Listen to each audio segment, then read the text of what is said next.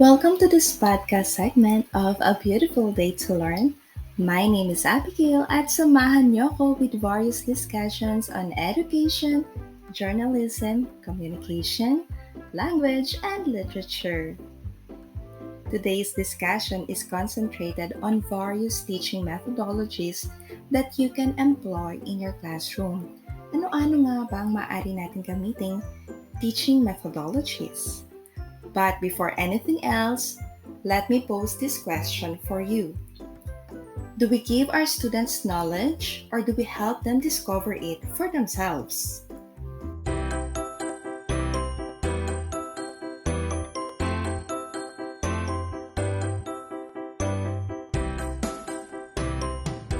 We believe that there are different approaches which also differ according to the level of teacher and student participation. Siyempre, magkakaiba po tayo. Your strategy is different from mine, but it doesn't mean that you are better than me or I am better than you. Hindi naman dapat laging i-compare.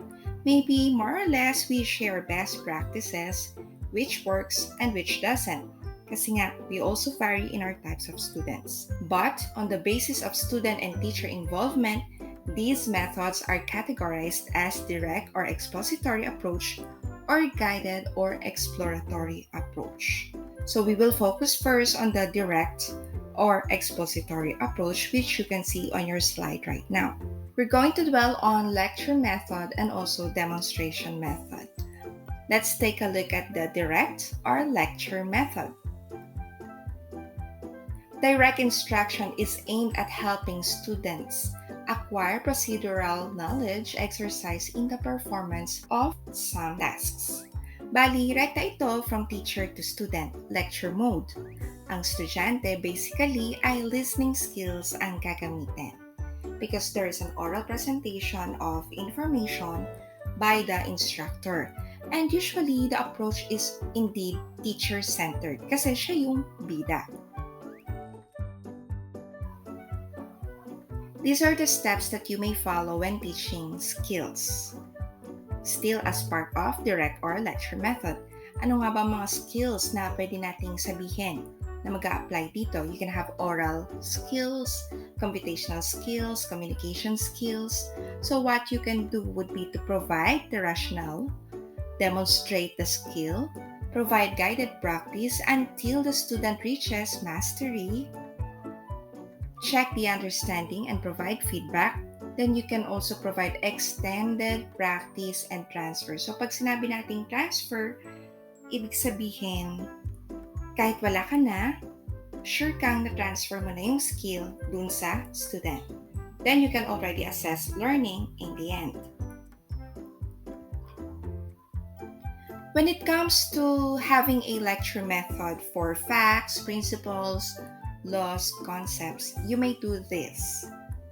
Give a short introduction by providing the rationale, present your lesson, develop the lesson through explaining, illustrate the diagram if appropriate, and also give examples.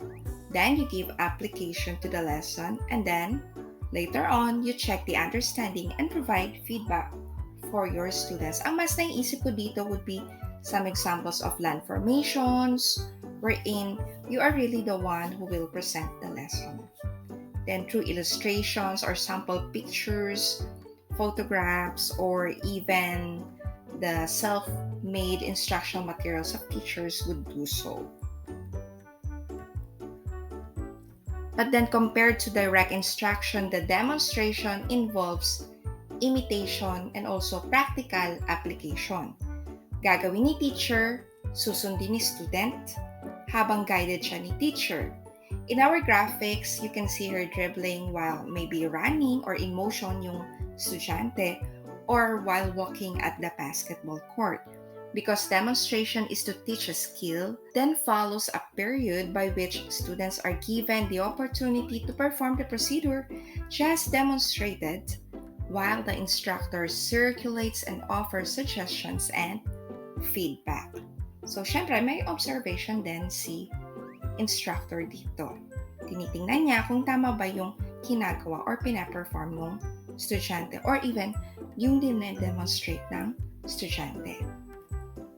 Another example is the step-by-step CPR guide. So dito, you can see that there is a poster, and for a student to do this well, the teacher may provide a model that can be used. So yung model na yon, usually kapag may mga science subjects or safety trainings, gumagamit po ng mannequin, at ang mas palasak na nagagamit ay yung tinatawag nating si Little Ann. So it's just a half-body mannequin wherein you really have to press the chest area. Then you will see if the chest also expands when you breathe onto the mouth of Little Ann. So syempre mahirap naman kapag yung model na ginamit dito ay super reality wherein isang kaklase, di ba? Medyo mahirap pag ganun. That's why we are using different models. And this is another example of demonstration method, engineering or construction related naman. So merong poster, and then si teacher would be demonstrating how to do some stuff using different construction tools. But there are also pros and cons for demonstration methods. Puntahan muna natin yung pros before the cons. So sinasabi here for the pros, that active student participation is the key to skill learning, and then demonstration maximizes the efficiency of that participation by providing a good model. So very important that you can provide a good model when you are demonstrating something.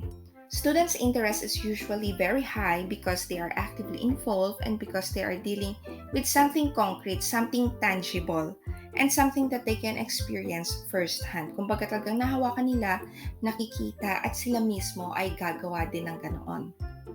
The demonstration is often the only way of conveying the complex operations required in some skills or tasks. So kapag medyo complex na, magandang mai-apply ang demonstration. However, meron din naman siyang kaakibat ng mga cons or negative effects. First, the procedure doesn't work well in large group unless the details are also large enough. So, kapag may mga seminars, conventions, napakahirap if your visuals are also small. Mas maganda if this is a small group, and at the same time, while you are explaining, they can already see ng malapitan. Next, setting up demonstrations is time-consuming, napakatagal. Minsan, it doesn't work well pa. At times pa nga, nagko-consume na talaga yung halos buong oras mo just to set up your demonstration. Then, later on, the demonstration doesn't always go as planned. And if the students would be practicing the skills, still, yung setup time nila, yung equipment cost nila ay malaki din. Yung time na nako-consume, malaki din. Yung days na nako-consume for such skill ay malaki din. Because, again, you're working on a bigger class, and time talaga yung kalaban natin here. But, authentic pa rin naman yung experience ng student. Then we proceed with the next approach. This would be the indirect or exploratory approach. This may come as inquiry method, discovery method, problem-solving method, and also the project method. So, start muna tayo with the inquiry method. For inquiry, syempre may tanong tayo kagad, and we have questions because there is the unknown, or there are doubts, or there are conspiracies by which we would like to discover the answers to our questions. So this method allows the learner the opportunity to explore, inquire, and discover new things.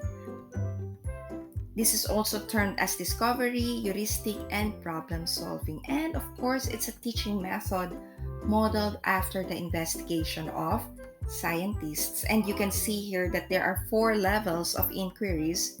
The first is confirmation, wherein meron na silang pinoforeseen results beforehand. They will just confirm it through different activities. Then second level would be the structured inquiry, wherein there's already a teacher-presented question at meron na ring prescribed procedure. Gagawin na lang nila yung investigation using the procedure given by the teacher. Third level is the guided inquiry. So, almost the same as structured, but this time, when the student investigates a teacher-presented question, there are different designs or procedures that they can make use of. Then for open inquiry, students investigated topic-related questions that were formulated by their classmates and also wherein the procedures were designed by their classmates too. So again, these are the 4 levels of inquiry. For you to successfully embed inquiry method as a strategy in your class, these are some tips. So we have here 3. Baka magulat lang kayo, parang ang daming lines, pero 3 lang to. First, define the topic or introduce the question. Second, guide the students to plan, where, and how to gather data or information. And then third, make the students present their findings through graph, charts, infographics, PowerPoint presentation, Canva presentation, models, or even writing. So meron lang din tayong sub na mga methods under the defining of the topic or introducing the question. Next, we have something which is similar to the inquiry method. This time, we formulate and test our hypothesis. Ibig sabihin, super fact-based na kapag problem solving, merong evidences. And that evidence is something na hindi lang basta hinulaan because you really underwent a process. And then we also have the project method. Ito, favorite ko to ha. Especially if nakikita kong nakapost sa bulletin yung ginawa ko, yung drawing ko, or yung project na nagawa ko. Project method is a teaching method that requires the students to present in concrete form the results of information gathered about a concept, principle, or innovation. Learners solve a practical problem over a period of several days or weeks, and this also focuses on application. This can be individually done or in a group. We call it as a group project. But how about you? Can you think you can work better if independent ka from others? Or do you need others to fully become successful in your project? Ako kasi minsan, I work independently, but there are also instances that I admit that I cannot work alone.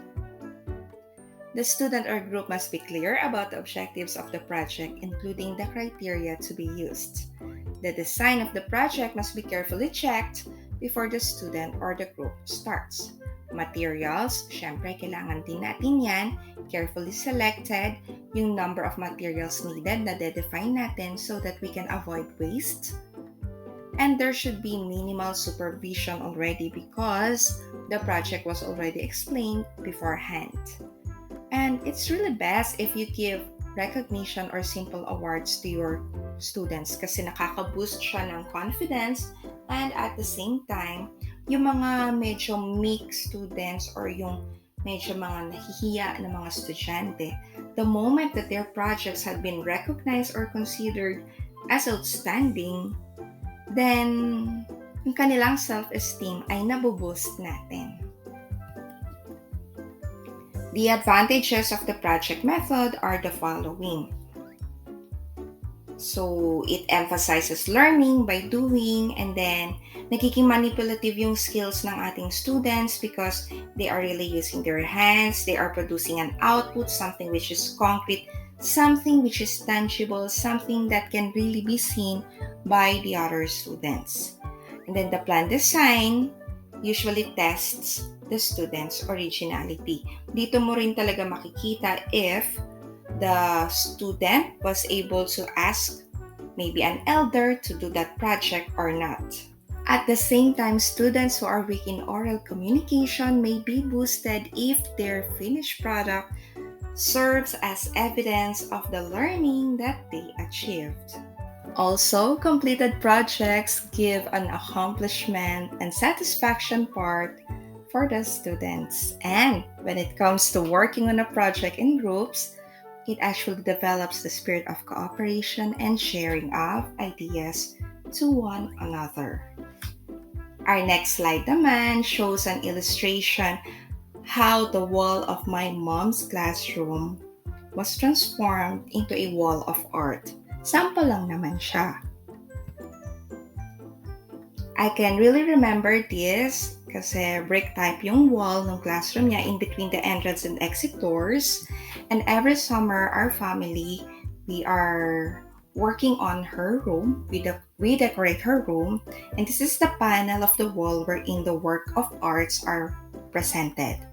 Though, talagang masasabi ng estudyante na yung mga naka-display dyan, yung naka-clip sa wall na yan, these are the best of the best, nakakataba ng puso the moment that you see your works that are being clipped on that wall. You can really say that you have done your best or you've done well in your project. So, sa ayun po, si daddy namin ay kasama namin sa paggawa ng mga letter cutouts and also pagdidikit ng mga ganyang pieces of papers dun sa wall. And eto po, maybe you have also encountered these, yung Oslo paper. Usually, may mga rules tayo dyan. Dapat half inch from the edge of the paper, magro-ruler ka, and then the bottom part, that is where you put your name, your section, the title of your project. If, for example, ito landscape siya, pero ang title niya is The Road, and then the subject, so music, arts, and PE, then the name of your teacher, and also the date when you completed your project. So maybe in the future, if you already have your own room, ikaw yung advisor, you can also create this corner or this section of your classroom. Next is cooperative learning. Cooperative learning makes use of classroom organization where students work in groups or teams to help each other learn. So you learn from one another, you share some best practices, you share your ideas, and ang importante dito is when you cooperate with one another, wala tayong room for negativity. Dapat positive lang lagi. Ang key dito is yung ating interpersonal relationships or interpersonal communication skills.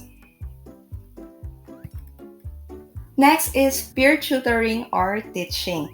This is commonly employed when the teacher requests the older, brighter, and more cooperative member of the class to tutor his or her other classmates. I think this is a thing that you can do to bridge the gap between fast learners and slow learners. Kumbaga, as a teacher, you're going to choose the fast learners and train them as your mini versions. Tapos sila naman ang magbibigay ng focus dun sa iba nilang classmates. Through this, malilesen yung paulit-ulit na discussion because there are already some students who were tasked to tutor the other students. Then we have partner learning. For study buddies naman, this teaches a person to become accountable for his or her partner or his or her buddy. The student chooses a partner among his or her classmates. Study buddies are responsible for each other's learning. However, accountable pa rin naman siya sa kanyang sariling learning. A technique commonly used here is the think, pair, and share, a collaborative learning strategy where students work together to solve a problem or answer a question about an assigned reading. This strategy requires the students to think individually about a topic or answer to a particular question, pair up with another partner and discuss that answer to the question, then later on share the ideas to the rest of the classmates. Up next naman po ang ating deductive and inductive methods in teaching.